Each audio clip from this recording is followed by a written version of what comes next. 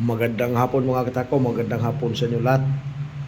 Update ko lang kayo mga katako para dito kay Lance Billiard, Silang Cavite mga katako. Ayan o, kay Lance Billiard yan mga katako, Silang Cavite. Sa lahat ng gustong bumili dyan ng mga gawa ko na medyo mababa ang presyo, i-PM nyo lang si Lance Billiard Supply ng Silang Cavite. Tsaka Christian J. Ramos ng Silang Cavite mga katako. Yan yung nagbibinta sa mga gawa ko ng mga katako. Yan. Lance Billiard at saka Christian J. Ramos. Yan mga katako ah. Pwede na kayo mag-PM mga katako para magpa-reserve na kayo sa kanila. Yan. Shout out sa lahat natin mga katako dyan. Shout out sa inyo lahat mga katako. Sa lahat ng gustong bumili ng mga gawa ko na medyo mababa lang ang presyo doon kay Lance Billiard Supply ng Silang Cavite. Tsaka Christian J. Ramos ng Silang Cavite mga katako. Maraming salamat mga katako. Paki-share and follow na lang sa lahat na pang hindi nakapag-follow sa akin dyan.